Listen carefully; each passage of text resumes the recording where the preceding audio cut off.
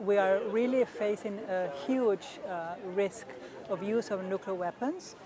You might have seen the doomsday clock of the Bulletin of Atomic Scientists. They have put the clock, it's a metaphor, but the clock went to 85 seconds to midnight, and it has never been so close to midnight, midnight being nuclear war.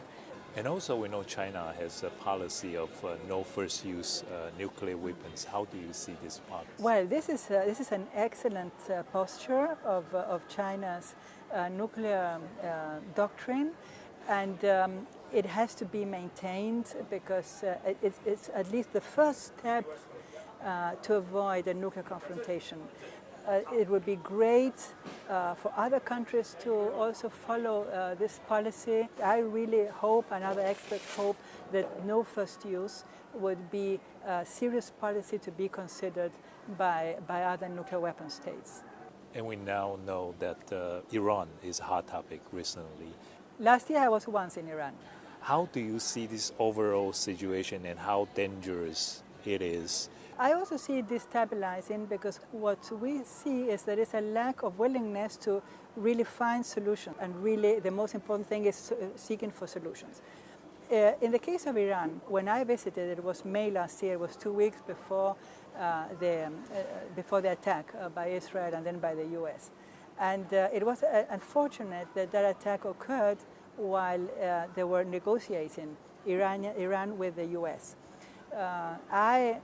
We all thought that the agreement was imminent. There were some red lines in both sides, mainly related to uranium enrichment. But we are convinced that if there had been technical expertise or consultations maybe with the IAEA, with other organizations, there could have been a solution to this problem, and they would have been able to reach a deal, which was really important because during the previous deal, the famous JCPOA, the previous Iran nuclear deal that lasted 3 years between 2015 and 2018, when the US left the agreement, Iran was allowed to enrich up to 3.67%, which is for civil uses. And this allowed for a very intrusive system of inspection by the IAEA, which is the International Atomic Energy Agency. And what more do you want for a treaty that you're allowed to control, to see what's happening, while you also allow the country to develop the energy they need, the technology they need. So coming back then shortly to your question, I really hope these conversations can lead to a deal.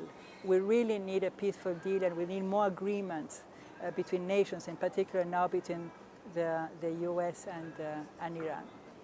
And we know there's a rupture in the global order right now, and we see more and more two-thousand cooperation right now. For example, this year we will see China and Arab states summit being held in Beijing. How do you see this kind of shifting of global orders? Well, it is really very interesting because there is a high dynamics of different relationships between nations, and when the situation is so highly dynamic, it might lead to instabilities.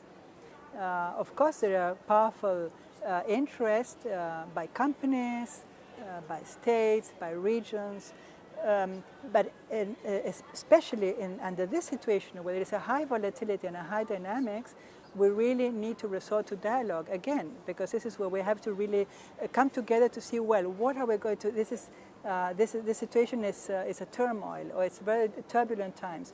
How are we going to reach a stability where we all come back to international law, to international agreements, try to think mainly about the people. The Russell Einstein Manifesto, again, finishes with beautiful words saying, remember your humanity and forget the rest.